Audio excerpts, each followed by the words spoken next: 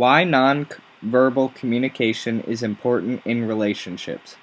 A wealth of emotions can be conveyed by nonverbals such as a look, a sigh, or a frown.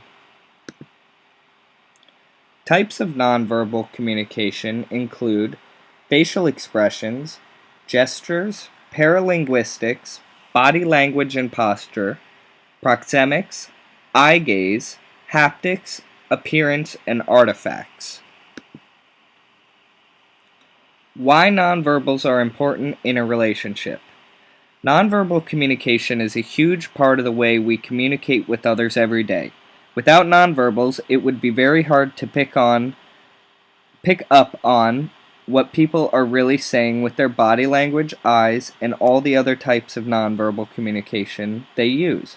Understanding nonverbal communication allows you to pick up on the small things that tell you how someone feels that would otherwise go unnoticed.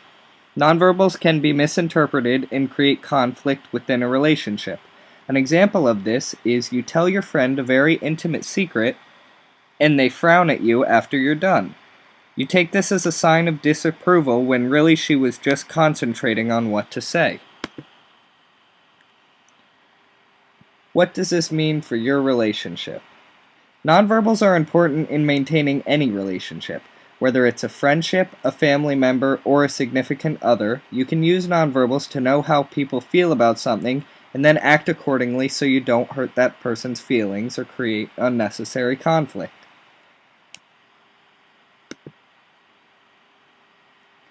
Touch in nonverbal communication. Haptics, a form of nonverbal communication, is a vital form where we express emotions through touch. During our early years, touch is a very important form of communication that is widely used. As we grow and get older, we tend to use touch less as a nonverbal communication and save it for our intimate relationships. In Western society, we tend to keep distance and are weary of using touch, except when using intimate distance as a nonverbal form of communication. The benefits of using touch as a nonverbal communication. Here's a quote from Paul Zak, the director of the Center of Neuroeconomic Studies at Claremont Graduate University. Physical touch can instantaneously boost our mood, strengthen our immune system, and reduce stress. When touch is used on someone who is sad or grieving, it shows them more than words that you really do care about them.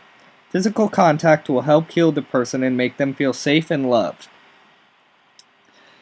Touch can be very helpful and say just as much as words. Some examples of this are putting your arm around someone or hugging a friend who is sad. The benefits can be de-stressing and leveling anxiety and strengthening the immune system. Appearance is also considered a form of nonverbal communication. Appearance can be defined by, but not limited to, our clothing, hairstyles, neatness, and even physical characteristics like body shape, weight, and attractiveness.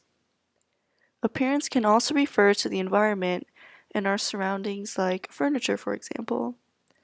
These characteristics all play a role in how we perceive one another and form our first impressions. First impressions are important. Personal appearance and the appearance of our surroundings convey nonverbal stimuli. In turn, this affects our attitudes and emotions. Some jobs require that their employees show up to work in business casual attire and keep their desk clean. It shows clients that they are professional and it gives a good impression. The client may take this company more seriously than a company where the employees show up in Hawaiian shirts, for example. Body movements and gestures. Body movements and gestures are the nonverbal way of communicating or enhancing verbal communication. Emblems, illustrators, effect displays, and manipulators are all types of gestures. Gestures are forms of nonverbal communication in which people communicate through waving, saluting, handshakes, pointing, eye contact, and body posture. Emblems are nonverbal signals that can generally be translated into a word. For example, thumbs up means good job, or nodding means yes in the United States. Illustrators are movements that complement verbal communication. For example, if you ask a friend to grab something off a desk for you, you might point your finger in the direction of the desk.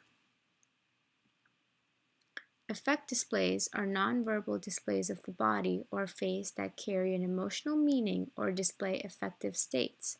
For example, you might be as happy as Phoebe is if you get an acceptance letter from Yale, but you might be as sad as the guy on the right if you just got told that you just got laid off.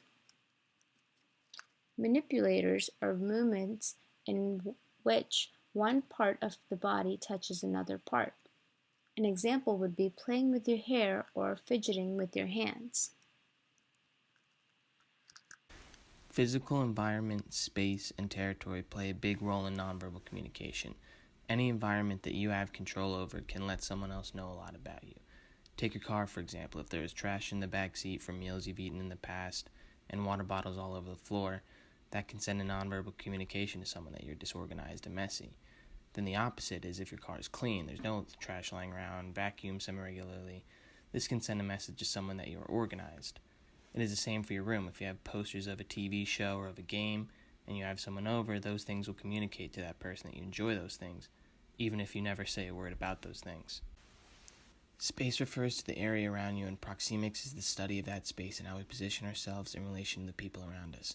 0 to 1.5 feet is considered intimate space. This is mainly reserved for significant others, the distance you would have between you and your boyfriend or your girlfriend. 1.5 to 4 feet is considered personal space. This is mainly reserved for family and friends, like when you have a conversation between you and your friends if you see them and talk to them at school. 4 to 12 feet is considered social space. This is mainly group interactions, like if you're having a meeting at your place of work. And lastly, 12 feet and past that mainly deals with public speaking, like when you gave a speech in this class and left a fair amount of room between you and your audience. Territory is how you communicate to others non-verbally that you are taking ownership or occupying a space. A territorial marker is when you use an object or make a statement to claim that area. For example, if you're driving somewhere with your friends, you may call shotgun to take ownership of the passenger seat, or using your backpack to claim the seat next to you in an auditorium so no one sits next to you, or locks on your doors or personal items. Vocalics, sometimes referred to as paralanguage, is the study of vocal cues. Some of these vocal cues include tone, rate of speech, emphasis, and volume. Tone, also referred to as pitch, is the key or frequency in which a person is speaking. Morgan Freeman would be an example of a low-toned voice. An example of a high-toned voice would be Sharon Osbourne. Rate of speech is the pace at which a person is speaking. An example of fast rate of speech would be Eminem in his 2013 song, Rap God.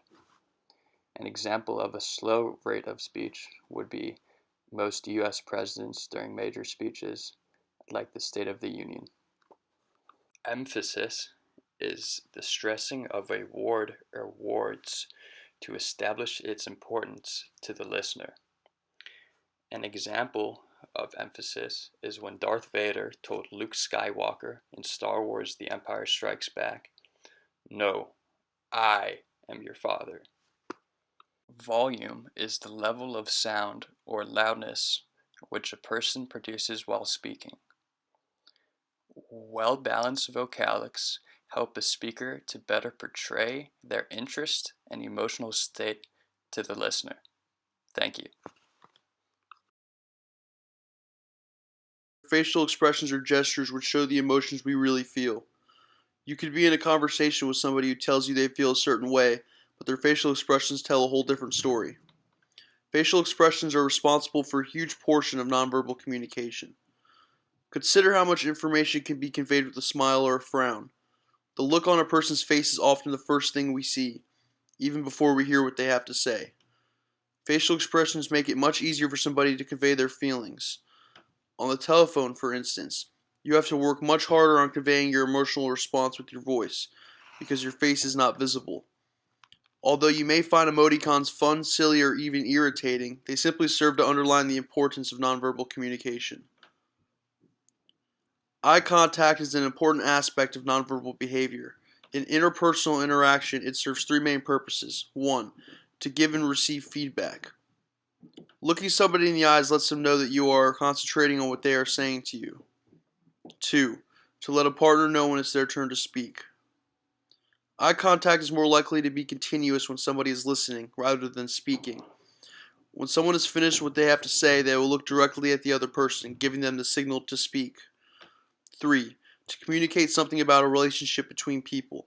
The maintenance of positive eye contact signals interest or attraction in a partner.